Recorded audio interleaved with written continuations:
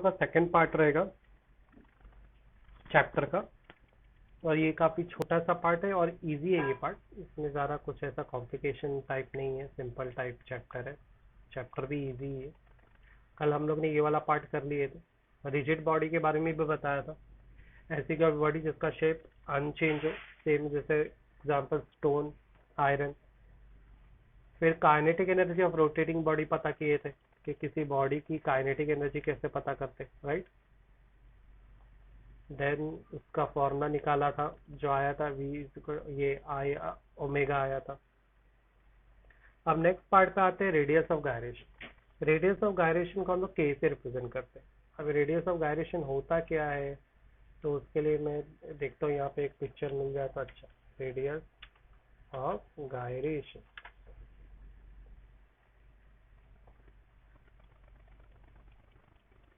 Radius of gyration. तो तुम लोग ने देखे होंगे ऐसा कुछ ऑब्जेक्ट, बर्ड बैलेंस। तुमको बर्ड बैलेंस टॉय तो पता होगा इसके बारे में, जिसको फिंगर से पकड़ेंगे तो पूरी फिंगर से ये बर्ड बैलेंस रहती है ना। तो बोलते हैं ये जो बैलेंसिंग है ना, ये एक्चुअली रेडियस ऑफ गायरेशन का ही फिनोमिना है, बरोबर। अच्छा, ये बर्ड बैलेंस क्यों है, मतलब गिर क्यों नहीं रही है वो बर्ड, रीजन क्या है? इसका जो पूरे बॉडी का मास उसको ऐसे एडजस्ट किया गया है कि वो पूरा उसके चोंच की तरफ है, राइट। इसकी वजह से वो पूरा भार एक जगह होने की वजह से वो बैलेंस हो गई है, यानी एक्चुअली भार पूरा इधर पे किया गया है। इसी को बोलते हैं रेडियस ऑफ गायरेशन। तो हम लोग स्टार्ट करते हैं, रेडियस ऑफ गायरेशन क्या है। तो उसके लिए मैं एग्जांपल लेता है, कोई भी एक रैंडम बॉडी ले लो, रिजिड बॉडी जिसका शेप अलग रहे। उस पर एक एक्सिस पॉइंट बनाएंगे। एक्सिस पॉइंट वो प्लेस होता है जहाँ से हम किसी ऑब्जेक्ट को बैलेंस करते हैं या रोटेट करते हैं। फॉर एग्जांपल फैन में भी एक एक्सिस पॉइंट होता है ना, जहाँ से पूरा फैन रोटेट करता है। तो एक्सिस पॉइंट होने का ज़रूरत है ना। अब इस एक्सिस पॉइंट से मैं क्या करूँगा, धीरे धीरे आगे बढ़ूंगा। मैं वो प्लेस पे जाने की कोशिश कर रहा हूँ जहाँ पर ये पूरा जो ऑब्जेक्ट है वो बैलेंस हो जाए। मान लो कि मेरे पास जो एक सर्कुलर ऑब्जेक्ट दिया है, उसका जो एक्सिस ऑफ रोटेशन तो हम कहीं से भी ले सकते हैं, ऐसा ज़रूरी नहीं कि सेंटर से ही है। हम लोग कहीं से भी होल बना सकते हैं। जहाँ से भी होल बनाएंगे वो क्या रहेगा, अपना एक्सिस ऑफ सेंटर रहेगा। क्लियर। अब मैं यहाँ से ढूंढ रहा हूँ वो प्लेस जहाँ से पूरा ऑब्जेक्ट बैलेंस हो जाए। तो मैं जाते गया और मुझे क्या पता चला, यहाँ पे है। तो यहाँ पे जैसे ही मैंने टच किया, हाथ को रखा, तो पूरा ऑब्जेक्ट स्थिर है, मतलब गिर ही नहीं रहा है, बिल्कुल बर्ड की तरह। फिर मैं बोलूंगा ये एक्चुअली रेडियस ऑफ गायरेशन, ये जो डिस्टेंस मुझे मिला जहाँ पे पूरा मास किसी ऑब्जेक्ट का बैलेंस हो रहा है, वो डिस्टेंस को मैं क्या बोलूंगा, रेडियस ऑफ गायरेशन। और उसको किससे रिप्रेजेंट करूंगा, कैपिटल के से। क्लियर हुआ रेडियस ऑफ गायरेशन क्या है? किसको डाउट आया radius of gyration? Arman, Kulsum, clear है रेडियस ऑफ गायरेशन? समझा कुलसुम कि डाउट आ गया? ओके, आगे बढ़ जाते हैं। अब इसका डेफिनेशन से जो रिमेनिंग पार्ट है वो भी क्लियर हो जाएगा। चलो डेफिनेशन देखते हैं। डेफिनेशन क्या बोल रहा है, a distance between the axis of rotation. Axis of rotation मैंने पहले बताया। तो हर एक चीज का हम लोग एक प्लेस फिक्स कर देते हैं जहाँ से उसको पूरे को घुमा रहे। And the point at which the entire mass of the body is suppose to be balance, so is to give the same. देखो मैंने कॉन्सेंट्रेट के लिए बैलेंस वर्ड यूज किया है। So it give the same moment of inertia as that of the rotating body about the same axis of rotation. मतलब बोल रहा है कि ये भी वही इनर्शिया दे रहा है जो एक्सिस ऑफ रोटेशन दे रहा है। फॉर एग्जाम्पल देखो ना, हम लोग बुक को घुमाते हैं। स्कूल में हम लोग खाली बैठे रहते हैं तो क्या करते हैं, बुक्स घुमाते रहते हैं, राइट। तो बुक्स को तो हम लोग कहीं से भी घुमा सकते हैं, ऐसा जरूरी नहीं तुमको एकदम सेंटर में बुक्स के अपना राउंडर डालना पड़ेगा। तुम कहीं पे भी राउंडर डाल के घुमा सकते हो कि नहीं, राइट। पर अगर प्रॉपर जगह डालोगे तो पूरी बुक संभली रहेगी। अगर साइड में डालोगे तो बुक थोड़ी टेढ़ी रहेगी, घूमेगी, घूमने के टाइम सीधी हो जाएगी, पर जैसे रुकाओगे तो टेढ़ी हो जाएगी, गिर जाएगी बुक, राइट। तो यहाँ पर भी वही चीज बोल रहा है। तो वो प्लेस यहाँ पर पूरा भार ऑफ मास बैलेंस होता है और एक एक्सिस पॉइंट से उसका एक पर्टिकुलर डिस्टेंस होता है, बरोबर। अब वो प्लेस जहाँ पे पूरा मास बैलेंस होता है, इस पॉइंट से पार्टिकल का जो रेडियस होता है उसे ही रेडियस ऑफ गायरेशन बोलते हैं। बोलते हैं जो मोमेंट ऑफ इनर्शिया है ना, वो हमेशा मास पर डिपेंड नहीं रहती है। जैसे अभी हम लोग क्या पढ़ रहे कि इनर्शिया, बाइक का इनर्शिया ज्यादा रहेगा या ट्रेन का, तो हम लोग बोलेंगे ट्रेन का, क्योंकि ट्रेन का मास ज्यादा है और बाइक का कम है। तो इनर्शिया किस पे निर्भर होगा? मास पे। नहीं, सिर्फ मास नहीं, और भी चीज है जिस पर इनर्शिया डिपेंड होता है। शेप पर भी डिपेंड होता है। शेप का एग्जांपल हम लोग हथौड़े से ले सकते हैं, राइट। एक हथौड़ा को जितना दूर से पकड़ोगे उसको उठाना उतना मुश्किल होगा, जितना नजदीक से पकड़ोगे उतना आसान होगा। एक और एग्जांपल देते हैं।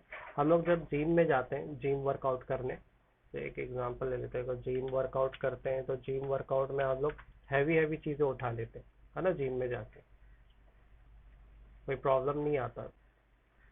क्यों? क्योंकि जो डंबल्स रहते हैं, जो हम लोग वर्कआउट में जो मशीनें यूज करते हैं, उनका जो शेप होता है वो हमारे हाथों के हिसाब से बनाया जाता है कि इसको इजीली उठाया जा सकता है। समझ में आया? पर अगर हमारे घर में ही देख लो, ये मान लो 10 किलो का प्लेट ये उठा रही है लेडी, उसी जगह पर हमारे घर में बिस्लेरी का बाटला होता है, उसको उठा पाएंगे क्या? उसका भी कितना वजन होता है? 10 से 20 लीटर का ही रहता है, बरोबर। पर हम लोग उसको क्यों नहीं उठा पाते? तो उसका शेप इम्प्रॉपर होता है। इसका मतलब क्या है कि शेप से भी फर्क पड़ता है, चीजों का वजन कम ज्यादा होता है, या शेप इम्प्रॉपर होगा तो उठाना भी मुश्किल हो जाता है। सेकंड, बॉडी का साइज। जो बॉडी दी हुई है उसका साइज कैसा है, कितनी बड़ी बॉडी है, कितनी छोटी है, बरोबर। बॉडी साइज में मेरे को एक्चुअली अपनी एग्जांपल जो मैं बार बार हथौड़ी की देता हूँ ना, वो देना चाहिए। ये जो हैमर होता है ना, ये एक अच्छी एग्जांपल है।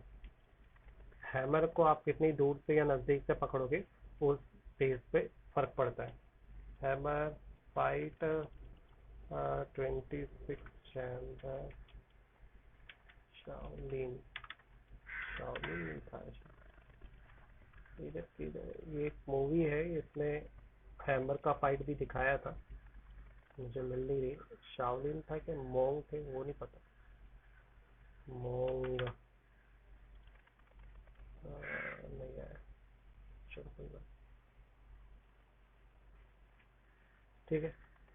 हाँ, एक और चीज़ याद है, आप जैसे WWE में जो ट्रिपल एच है वो भी हैमर का बहुत यूज करता है, राइट। तुम लोगों ने देखा होगा, जब भी मैच होती है तो देखो कैसे मारता है। जब भी कोई किसी अपोजिशन को मारना रहेगा तो वो हमेशा देखो आगे से पकड़ता है। ये देखो एक और वीडियो फोटो है, इसमें भी जो ट्रिपल एच उसने हैमर को देखो कहाँ से पकड़ा। जो डिस्टेंस कम करने से उसको उठाना आसान हो जाता है, पर डिस्टेंस बढ़ाने पे क्या होगा, उसको घुमाना भी मुश्किल होगा। अंडरस्टूड? तो यहाँ पे एक चीज पता चली कि मास के साथ साथ उसका पोजीशन, उसके साथ उसका शेप, उसका बॉडी साइज भी डिपेंड करता है कि उसका radius of gyration, sorry moment of inertia कैसा होगा। ठीक है। अब एक काम करते हैं, मान लो मेरे पास कोई ऑब्जेक्ट है, तो कब उसका रेडियस ऑफ गायरेशन कम रहेगा, कब उसका रेडियस ऑफ गायरेशन ज्यादा होगा, वो कैसे पता करेंगे? तो बहुत आसान है। अगर उसका वेट या उसका जो मास है जिससे पूरा ऑब्जेक्ट बैलेंस हो रहा है, अगर वो एक्सिस और रोटेशन के नजदीक में रहे, मान लो मेरे को यहीं पे ही मिल गया पॉइंट जहां पर इसका पूरा मास बैलेंस हो रहा है, तो मैं बोलूंगा इसका रेडियस ऑफ गायरेशन छोटा है, क्योंकि डिस्टेंस छोटा है ना। मान लो अगर डिस्टेंस दूर आता है तो रेडियस ऑफ गायरेशन बड़ा है, क्योंकि डिस्टेंस बड़ा आ रहा है एक्सिस ऑफ रोटेशन से। क्लियर है ये वाला पार्ट? हेलो। ओके, अब आगे बढ़ते हैं। कंसिडर करते हैं कैपिटल एम रोटेटिंग मास है बॉडी का। तो ये पूरे बॉडी का मास को मैंने किससे रिप्रेजेंट किया है? कैपिटल एम से। और ये जो रेडियस है उसको किससे रिप्रेजेंट कर रहा हूँ? कैपिटल के से। तो मैंने यहाँ पे ले लिया। और ओ क्या है? तो O actually axis of rotation का सेंटर पार्ट है। एक्सिस ऑफ रोटेशन के परपेंडिकुलर एक प्लेन है जिसका नाम मैंने ओ लिया। अब मोमेंट ऑफ इनर्शिया का फॉर्मूला कल ही निकाला था। क्या निकाला था? मोमेंट ऑफ इनर्शिया का formula I is equal to summation of N, I is equal to 1 MI/RI²। याद आया? मैंने कल ही बताया था कि इनर्शिया मास और डिस्टेंस दोनों पे डिपेंड करता है। एग्जाम्पल हैमर ही सबसे अच्छी है। आप डिस्टेंस बढ़ाओगे तो वही चीज वजनी होगी, राइट। या मान लो एक पानी से भरा एक गैलन है, उसको एकदम सीधे उठाओ, अपने हाथ को फोल्ड मत करो, तो तुम्हें उसका वजन फील ज्यादा होगा। वही जगह हम लोग हर चीज को हाथ को फोल्ड करके उठाते, कभी हम लोग सीधा हाथ करके नहीं उठाते कोई भी चीज को। यानी मास का लेना देना डिस्टेंस से भी है, यानी डिस्टेंस बढ़ाओगे तो मास उस हिसाब से ज्यादा फील होता है बढ़ने का। अब मैं क्या करूंगा मालूम है? सिर्फ साइन चेंज करूंगा। यहाँ पर रेडियस ऑफ गायरेशन है, मास को मैंने किससे रिप्रेजेंट किया है? कैपिटल एम से, राइट। और डिस्टेंस को, रेडियस को किससे रिप्रेजेंट किया है? कैपिटल के से। देखो डायग्राम में वो जो डिस्टेंस आर है उसको के से रिप्रेजेंट किया गया, राइट। तो मैंने सिर्फ सिंबल चेंज किया। अब क्या करूँगा, ये जो एम है उसको लेफ्ट साइड ले लो। लेफ्ट साइड लेंगे तो क्या हो जाएगा, K is equal to I upon M हो जाएगा। स्क्वायर को भी लेफ्ट साइड लेंगे तो K is equal to square root of I upon M आएगा। ये जो फॉर्मूला आया इसके जरिए हम लोग रेडियस ऑफ गायरेशन पता कर सकते हैं। देखो मैंने यहाँ पे एक पिक्चर भी बनाई है। क्या हुआ, हेलो। हम लोग ने क्या किया, जो इनर्शिया का फॉर्मूला होता है ना उसमें सिर्फ चेंज कर दी। ये एम को लेफ्ट लेंगे तो आई अपॉन एम होगा, फिर ये के का जो स्क्वायर है ना उसको शिफ्ट किया है, उससे स्क्वायर रूट आ गया। बस सिंपल है ना फॉर्मूला। हमें रेडियस ऑफ गायरेशन का फॉर्मूला चाहिए। इसका ऐसा यूनिट क्या होता है, तो इसका ऐसा यूनिट मीटर है, सीजीएस यूनिट सेंटीमीटर है। दोनों में मीटर डिस्टेंस आ रहा है क्योंकि रेडियस ऑफ गायरेशन का लेना जा रहा है डिस्टेंस है ना, एक्सिस ऑफ रोटेशन के। इसलिए L1 M0 T0 मास और सब कुछ जीरो होगा। ये देखो एक अच्छी एग्जाम्पल है। अब आते हैं physical significance of moment of inertia. Physical significance तो हम लोग यहाँ पे कंपेयर करने वाले लीनियर स्ट्रेट मोशन और रोटेशन मोशन के दरमियान जो फर्क होता है ना या सिमिलैरिटी होती है वो देखेंगे। जैसे फोर्स, लीनियर मोशन में जो फोर्स का सिंबल होता है वो कैपिटल एफ होता है, पर वही जगह पे जो रोटेशनल मोशन में फोर्स का जो सिंबल है या उसके लिए वर्ड जो यूज होता है वो क्या होता है, टॉर्क यूज होता है। ठीक है, तो ये डिफरेंस देखेंगे। तो ये अपना लीनियर मोशन है जिसके बारे में हम जानते हैं, ये हमारा रोटेशनल मोशन है जिसके बारे में हम लोग नहीं जानते। तो मास को लीनियर मोशन में कैपिटल एम से ही रिप्रेजेंट करते हैं, रोटेशनल मोशन में मास को रिप्रेजेंट करते हैं आई से। कैपिटल आई का मतलब होता है इनर्शिया। डिस्टेंस कवर होता है तो हम लोग उसको कौन से सिंबल से रिप्रेजेंट करते हैं, कैपिटल एस से। रोटेशनल मोशन में वही डिस्टेंस के सिंबल को एंगुलर डिस्प्लेसमेंट या एंगुलर डिस्टेंस थीटा से रिप्रेजेंट करते हैं। नेक्स्ट है लीनियर वेलोसिटी को v से रिप्रेजेंट करते हैं। रोटेशनल मोशन में उसी वेलोसिटी को एंगल बेस पर एंगुलर वेलोसिटी ओमेगा बेस पे रिप्रेजेंट करते हैं। अब आते हैं फोर्स पर। तो फोर्स का फॉर्मूला है मास इनटू एक्सेलरेशन। बिल्कुल इसी की कॉपी करके रोटेशनल मोशन के फोर्स का फॉर्मूला क्या रहेगा, मोमेंट ऑफ इनर्शिया और टॉर्क का सिंबल देख लो टी जैसा रहता है, इटैलिक टी है ना। Torque is equal to I alpha. Mass को हम लोग इनर्शिया से रिप्रेजेंट करते हैं, एक्सेलरेशन को एंगुलर एक्सेलरेशन का सिंबल है अल्फा। क्लियर। अब आते हैं translational kinetic energy. Kinetic energy का फॉर्मूला हमें पता है, वो है हाफ mv स्क्वायर। रोटेशन में उसी फॉर्मूले को हम लोग क्रिएट कर सकते हैं, हाफ एज इट इज है। मास को हम लोग रोटेशन में आई से रिप्रेजेंट करते हैं और v को ओमेगा से। लीनियर मोमेंटम का फॉर्मूला क्या होता है, तो मोमेंटम को p से रिप्रेजेंट करते हैं, वो मास और वेलोसिटी दोनों पे निर्भर करता है। एंगुलर मोमेंटम में क्या होगा, p को हम लोग l से रिप्रेजेंट करते हैं, मास तो i हो गया, v ओमेगा हो गया। क्लियर है फिजिकल सिग्निफिकेंस, किस तरह से हम लोग सिंबल को रिप्रेजेंट करते हैं। किसी को डाउट आया है कहीं यहाँ पर? ओके, तो आगे बढ़ जाते हैं। तो ये याद रखो, हम लोग ये वाले सिंबल अब करेंगे जो रोटेशनल मोशन के, ये हम लोग पहले से ही जानते हैं, और ये सिंबल के बारे में ऑलरेडी हम लोग ने सर्कुलर मोशन में भी स्टडी कर चुकी है। अब हम लोग को क्या पता करना है, torque acting on a rotating body.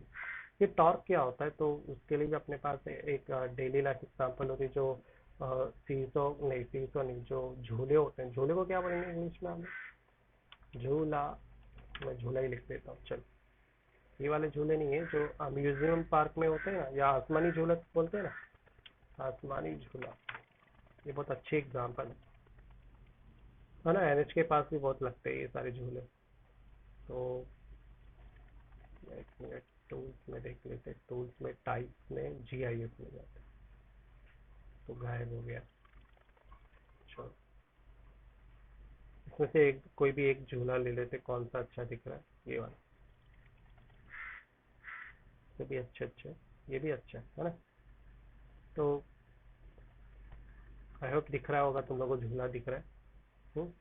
अब मेरे को क्या बोल रहा है, इसका टॉर्क पता कर। टॉर्क का मतलब क्या होता है, रोटेशनल। इस झूले को घुमाने के लिए, अब झूला कैसे घूम रहा है, रोटेट कर रहा है। कहाँ से रोटेट कर रहा है, यहाँ से, सेंटर से, राइट। तो मैं बोलूंगा ये सेंटर में एक रॉड डाली गई है, जिससे पूरा झूला घूम रहा है अपने एक पर्टिकुलर सेंटर पॉइंट से।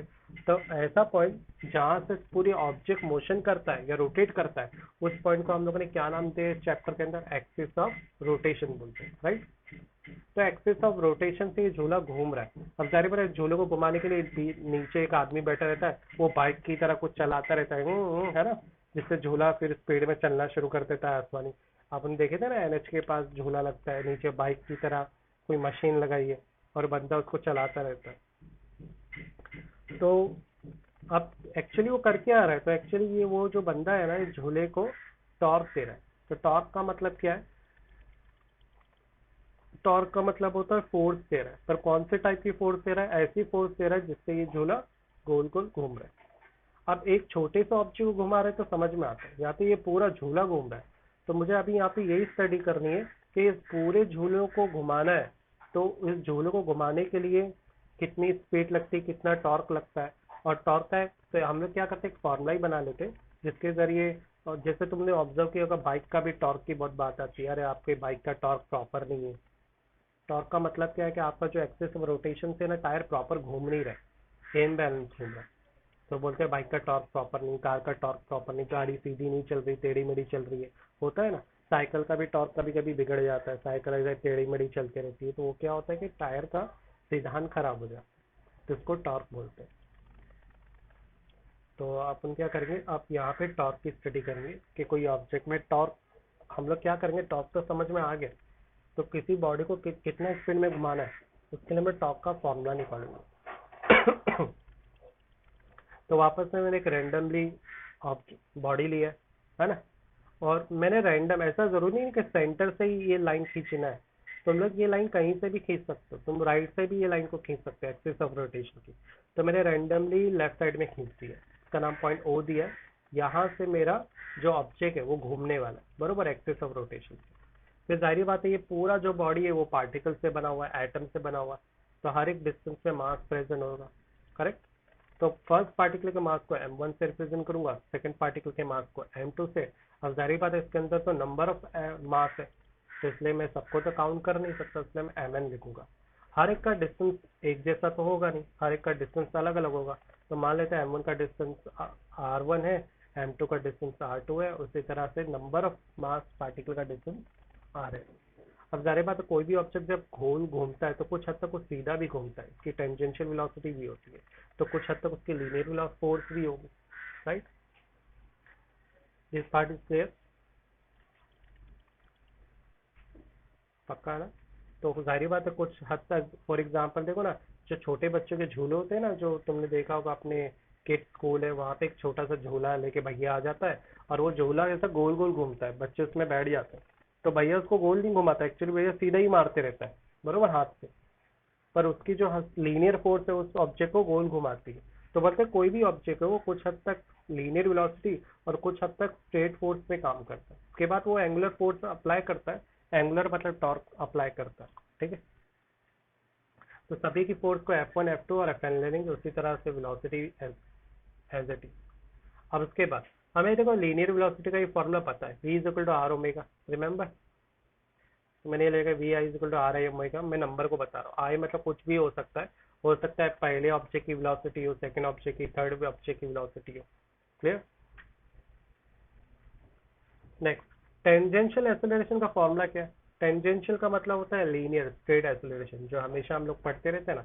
तो एक्सेलरेशन का फॉर्मूला क्या है, change in velocity upon time, correct. पर मेरे पास v की वैल्यू है, v क्या है, आर आई ओमेगा। तो मैं क्या करूंगा, इस आर आई ओमेगा को v की जगह पे ले लूंगा, रेडियस को साइड करूंगा तो अंदर क्या आ जाएगा, D omega upon D T. Angular velocity upon time, change in velocity upon time किसका फॉर्मूला था, एक्सेलरेशन का। एंगुलर वेलोसिटी अपन टाइम किसका फॉर्मूला होगा, एंगुलर एक्सेलरेशन का। अगर वेलोसिटी एंगुलर है तो एक्सेलरेशन भी क्या रहेगा, एंगुलर। तो यहाँ से तो हम लोग ने एक फॉर्मूला क्रिएट किया, is equal to R I alpha. ये फॉर्मूला क्लियर हुआ, कैसे बनाया फॉर्मूला। तो हम लोग टॉर्क के काफी नजदीक पहुंचने वाले हैं। किसी को डाउट है ये फार्मूले में किस तरह से फार्मूला क्रिएट किए, अरमान, फरहान, कुलसुम। अच्छा,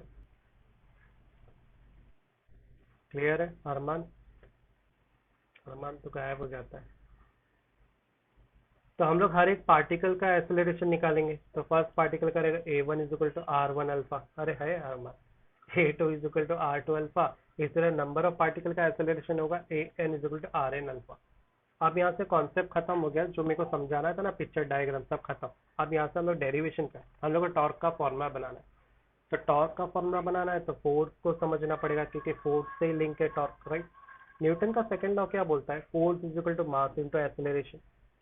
अब मुझे इस फॉर्मूले की मदद से हर एक पार्टिकल का फोर्स लेना है। तो मान लो फर्स्ट पार्टिकल का फोर्स लेगा F1, मैंने बोला था ना हर एक जो पार्टिकल है वो कुछ हद तक लीनियर फोर्स भी अप्लाई करता है, तो F1 F2 भी है ना। तो लीनियर फोर्स, तो क्या फॉर्मूला क्या है, F इक्वल टू एम है। तो पहले पार्टिकल का force F1 equal to M1 A1 होगा। पर A1 का वैल्यू मेरे पास है, क्या है A1 का वैल्यू, R1 अल्फा। तो मैं इस एक ही जगह पे क्या रख दूंगा, R अल्फा का वैल्यू रख दूंगा। इसी तरह F2 equal to M2 alpha A2, उसकी वैल्यू रख दूंगा R2 अल्फा। इसी तरह नंबर ऑफ फोर्स अप्लाई होगी number of mass of particle पे, तो Fn equal to Mn An equal to Mn Rn alpha. Clear है ये पार्ट, पक्का। अब जरा देखो फॉर्मूले में कैसे चेंजेस आ रहा है। पहले वाला फॉर्मूला क्या था, v is equal to R में। तो क्या हो रहा है, ये लीनियर वेलोसिटी है, ये एंगुलर वेलोसिटी, बीच में सिर्फ आर आ रहा है, करेक्ट। इधर पे भी इसका जरा फॉर्मूला देखो, लीनियर एक्सेलरेशन एंगुलर एक्सेलरेशन बराबर आ रहा है जब तुम आर यूज कर रहे हो। तो मैं इसी तरह से फोर्स का फॉर्मूला भी तो बना सकता हूँ। क्या बनाऊंगा मैं, फोर्स इधर लिखूंगा और आर टॉर्क लिख दूंगा, या इसको उल्टा कर दूंगा, torque is equal to R into F. बिल्कुल देखो ऊपर वाले फॉर्मूले के जैसे ही मैंने बनाया है ना। यानी angular force is equal to linear force अगर बीच में रेडियस आता है तो, बरोबर। तो फॉर्मूला मैंने बिल्कुल कॉपी किया, इस पे मैंने वेक्टर का साइन लगा दिया। अब वेक्टर का साइन लगाया तो एक गड़बड़ हो गई। क्या गड़बड़ हो जाती है, जो फोर्स होती है वो हमेशा इस रेडियस के परपेंडिकुलर होती है, करेक्ट। अगर परपेंडिकुलर है तो हम लोग को वो फोर्स का जो एंगल होगा वो कैसा एंगल बनाएगा, 90 डिग्री का एंगल बनाएगा, ठीक है। तो 90 साइन 90 की वैल्यू क्या होगी, 1 होगी। तो सारी बार साइन 90 1 होगा, तो वापस से मुझे घूम फिर के यही मिल जाएगा। ओके, ये वाला पार्ट क्लियर है यहाँ पर, कि किसी को डाउट आ गया, पक्का। आगे बढ़ जाओ। ओके, अब मुझे हर एक ऑब्जेक्ट का टॉर्क निकालना है। तो torque 1 equal to R1 F1। F1 का वैल्यू मेरे पास है, क्या है देखो ऊपर ही है। F1 का वैल्यू क्या निकाला था, M1 R1 अल्फा। तो M1 R1 अल्फा को मैं यहाँ पे डाल दूंगा, M1 R1 अल्फा। मल्टीप्लाई करेंगे तो R1 दो बार है तो स्क्वायर हो जाएगा। फिर टॉर्क 2 का भी वैल्यू निकालेंगे और टॉर्क n का भी मैंने इसी तरह से वैल्यू निकाला। पर मुझे ईच ऑब्जेक्ट के पार्टिकल का टॉर्क नहीं निकालना, मुझे पूरे के पूरे ऑब्जेक्ट का टॉर्क निकालना है, राइट।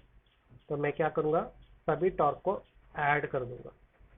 ऐड करने के बाद सभी में कॉमन क्या है, अल्फा अल्फा कॉमन है, तो उसको बाहर निकालूंगा और जो अनकॉमन पार्ट है वो ब्रैकेट में ले लूंगा।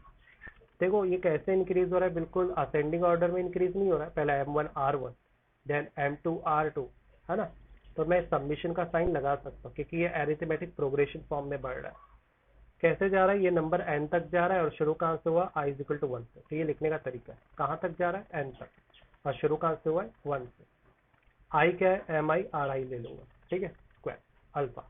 अब मुझे पता है मास इनटू डिस्टेंस ये इनर्शिया को रिप्रेजेंट करता है, ये हम लोग ने फॉर्मूला निकाल चुके हैं, correct.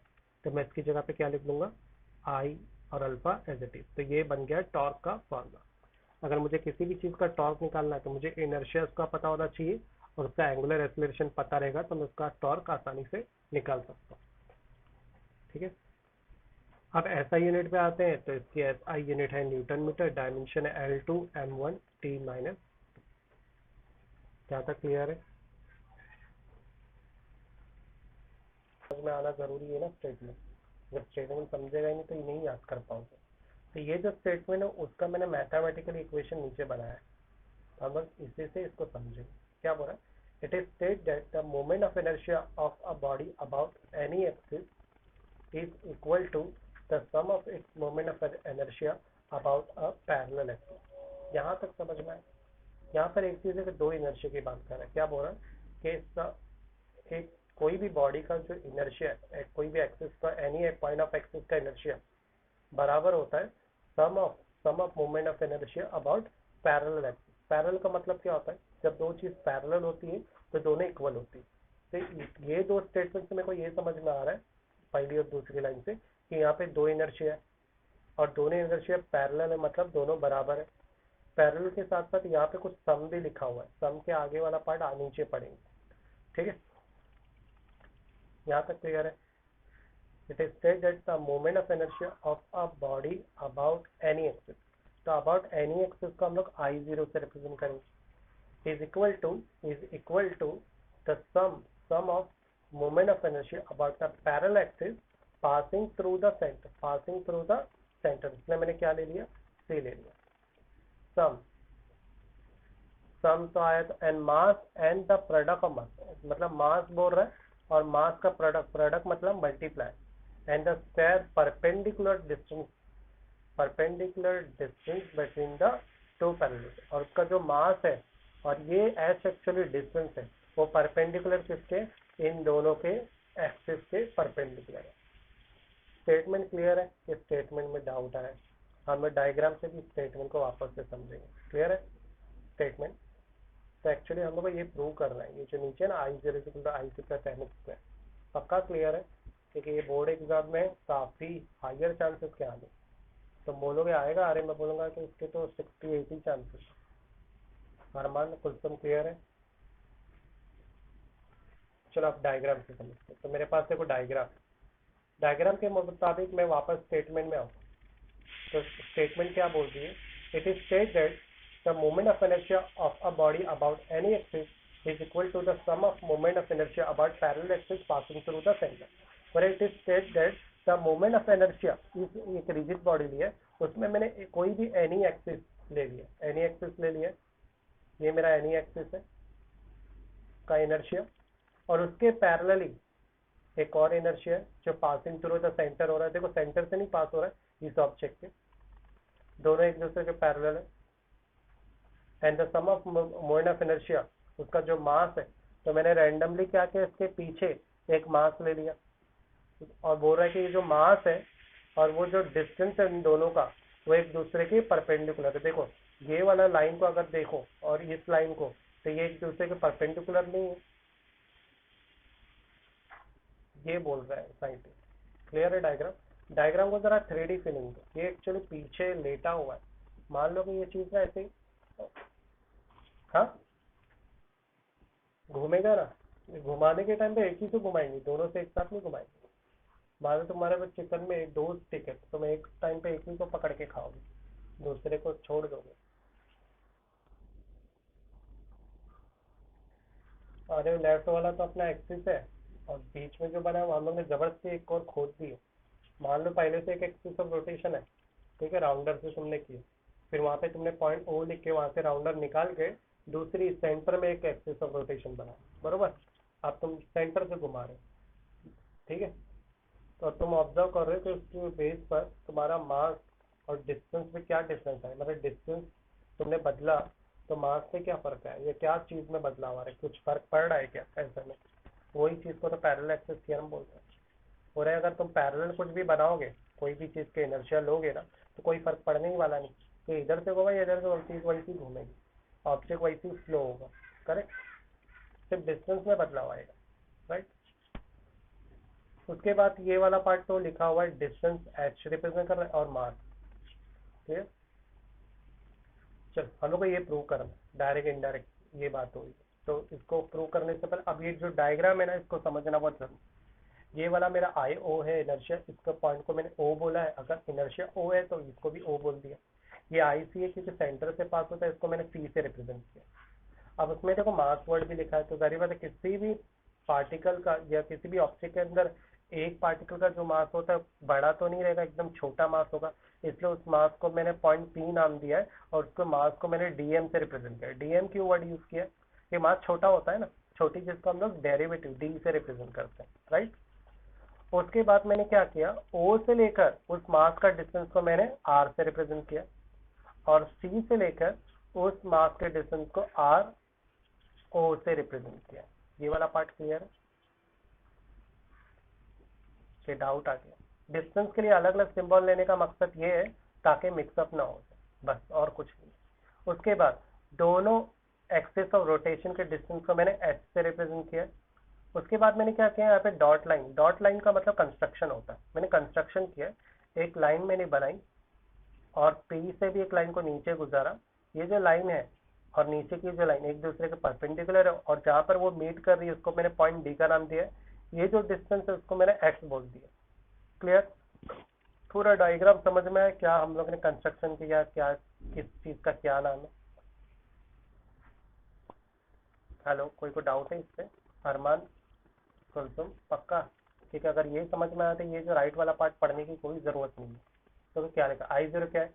Moment of inertia about an axis passing through any point. IC क्या है?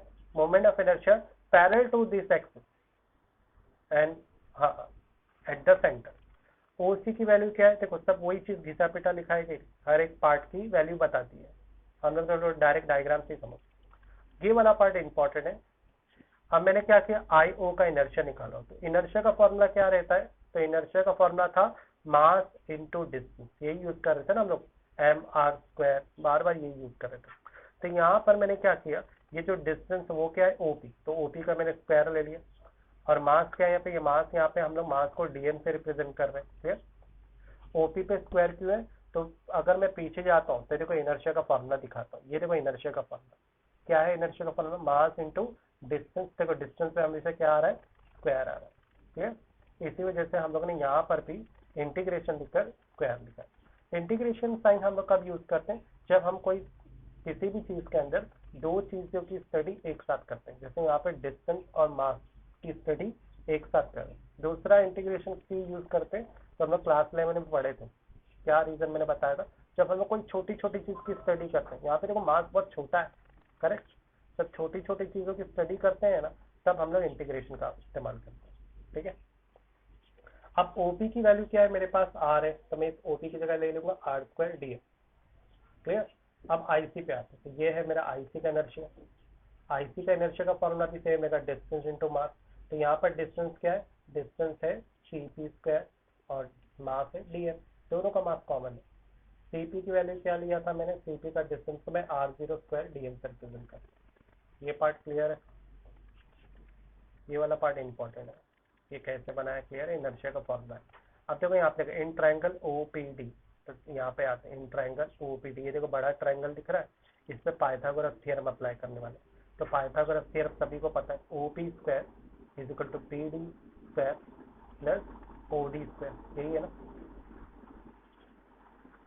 तो देखो जरा सभी की वैल्यू दी है मेरे पास। हाँ सभी। चलो यहाँ पर OP square equal to OD plus P D. ठीक। अब उसके बाद ओडी पे देखो दो बार स्प्लिट किया, तो मेरे को ऊपर देखना पड़ेगा ये स्प्लिटिंग क्यों किया। तो ओडी के अंदर दो साइड आते हैं, एक ओसी आता है और एक सीडी आता है। देखो वही लिखा है कि ओसी और सीडी। क्लियर है रीजन? देखो ना, ओडी के अंदर दो साइड है ना, ओसी और सीडी है। उसके बाद तो दोनों का होल स्क्वायर लिखा। ये होल स्क्वायर से बिल्कुल यहाँ तक क्लियर है सभी को, कैसे किया मैंने डायग्राम बेसिस पे। अब मेरे को डायग्राम देखने की जरूरत नहीं है, अब हम लोग डायरेक्ट सॉल्व करना स्टार्ट करते हैं। OC plus C D whole square बिल्कुल A plus B whole square फॉर्मूले के जैसा नहीं दिख रहा है? दिख रहा है कि नहीं? तो मैं A plus B whole square का फॉर्मूला लगा सकता हूँ। क्या होता है A plus B whole square का formula? A square plus 2ab plus B square. तो हम लोग यही चीज के साथ करते हैं, O C square plus 2oc C D plus C D square plus P D. ये एज इट। अब देखो यहाँ पर ध्यान देना, सी डी स्क्वायर और पी डी स्क्वायर। तो मैं देखो वापस ऊपर जाता हूँ, कहाँ है ये सी डी और पी डी? देखो यहाँ पर है। ये देखो एक और ट्रायंगल दिखाई दे रहा है तुमको, छोटा सा सी सी डी। इसको मैं अलग से देखो मैंने यहाँ पे बनाया है, साइड साइड दिख रहा है, सी सी डी। इससे भी पाइथागोरस के हिसाब से देखो, तो पाइथागोरस एक्चुअली बोलता है क्या कि हाइपोटेनियस बराबर होता है दो साइड के, बराबर? यही चीज को एक्सप्लेन करता रहता है। P C square is equal to P D plus C D. तो जरा देखो यहाँ पे सी डी है और पी डी दोनों है, तो मैं सी डी और पी डी की जगह पर आर जीरो स्क्वायर नहीं ले सकता? ये पाइथागोरस थ्योरम ही बन रहा है ना, डायरेक्ट इनडायरेक्ट। क्लियर ना? बोलने का मतलब क्या है कि आर जीरो स्क्वायर बराबर है एक्स स्क्वायर और पी डी स्क्वायर। तो ये पहले का है, इसकी जगह मैंने क्या ले लिया, आर जीरो स्क्वायर ले लिया। ये क्लियर है? ये पार्ट कैसे किया मैंने? हाँ कुलसुम, अरमान, क्लियर है? पाइथागोरस थ्योरम अप्लाई किया है। पाइथागोरस क्या बोलता है? P C square is equal to, clear है ये पार्ट? किसको चिल्ला रहे थे यार? कैसे बहाना मत बनो, मैंने देखा था जूम में बहुत सारे बच्चे मस्ती करते हैं। Theorem of perpendicular axis. तो ठीक है, थियरम ऑफ परपेंडिकुलर एक्सिस क्या बोल रहे हैं? It is state that the moment of inertia of a plane lamina about an axis perpendicular to its plane is equal to the sum of its moment of inertia about two mutually perpendicular axes congruent with perpendicular axis and lying in the plane of laminar body। तो सभी एक ही plane of laminar body में lie करते हैं। हमें prove क्या करना है? ये I Z is equal to I X plus I Y. तो मैंने ये कंस्ट्रक्शन किया है, हर एक का डिस्टेंस निकालना है। अगर y का डिस्टेंस है, y एक्सिस का निकाल रहे हैं, तो उसके डिस्टेंस को मैंने y नाम दे दिया। अगर x एक्सिस का डिस्टेंस है मार्क से, तो उसके डिस्टेंस को नाम मैंने x ही दे दिया। आई जेड के डिस्टेंस को सिर्फ मैंने नाम क्या दिया है? r दे दिया। ठीक है, क्योंकि टेक्स्ट बुक में ये r ही दिया है, इसलिए मैंने भी r दे दिया। क्लियर है? अब आते हैं, सपोज करते हैं कि आई एक्स, आई वाई और आई जेड क्या है? Moment of inertia of plane lamina का एक्सिस है, O X, O Y, O Z. ठीक है, तो ये देखो वही चीज लिखी जो डायग्राम में एक्सप्लेनेशन की। हमें ये प्रूव करना है। तो प्रूव करने से पहले हम लोग ने सारी डिस्टेंस को बता दी। O N equal to P N क्या है? X. O N equal to P N क्या है? वाई। जरा चेक कर लेते हैं। ओ एन और पी एन क्या है? वाई। बरोबर लिखा है ना? और पी एन और ओ एन किसका डिस्टेंस है? एक्स का। ओ पी का डिस्टेंस क्या है? आर। ये पता होना चाहिए। नेक्स्ट, आई एक्स क्या रहेगा? Integration X square D M. ये कैसा है? क्लियर है? अगर इनर्शिया आई एक्स है तो distance into D M. X का डिस्टेंस क्या है? ओपी। ओपी पॉइंट है, इसका डिस्टेंस क्या है? X square. आई वाई का डिस्टेंस वाई स्क्वायर ही है। आई जेड का distance R square D M. In triangle OPL, तो जरा देखते हैं ट्राइंगल ओपीएल किधर है? ओपीएल। एक्चुअली यहाँ पे दो ट्राइंगल, एक ओपीएल और दूसरा ओपीएल। तो हम लोग कोई भी एक ट्राइंगल लेकर इसका इनर्शिया का जो प्रूव करना है वो पता कर सकते हो। तो मैंने ओपीएल लिया, ओपीएल में ये हाइपोटेन्यूज हुआ, तो बता सकते हैं पाइथागोरस थ्योरम क्या रहेगा? Very simple, OP square equal to PL square plus OL square. इनकी वैल्यू पुट करेंगे। सबसे पहले क्या लिखेंगे? आर स्क्वायर, उसके बाद एक्स और वाई लिखेंगे। तो देखो बिल्कुल वही से नहीं, R square equal to X square plus Y square. यहाँ तक का पार्ट क्लियर है तुम लोग को? कैसा है? किसी को डाउट आ गया? अगर यहाँ तक क्लियर है तो खत्म हो गया ये थियरम। मल्टीप्लाई बाय डीएम करो और सभी में इंटीग्रेशन अप्लाई करो। जो आर स्क्वायर डीएम क्या था? देखो यहीं पे पता किया। आर स्क्वायर डीएम क्या है? I Z. X square DM क्या है? I X. Y square DM क्या है? I Y. हो गया ना? तो I Z is equal to I X plus I Y. Easy था। एक्चुअली ये पैरेलल एक्सिस थ्योरम से इजी है, इसलिए परपेंडिकुलर एक्सिस थ्योरम कम पूछा जाता है और पैरेलल एक्सिस थ्योरम ज़्यादा पूछा जाता है। कोई डाउट तो नहीं है इस थ्योरम में? ज़रा डेरिवेशन वाला पार्ट दिखा देता हूँ। ये देखो इतना ही पार्ट है, ऊपर वो सब गिवन पार्ट। क्लियर है?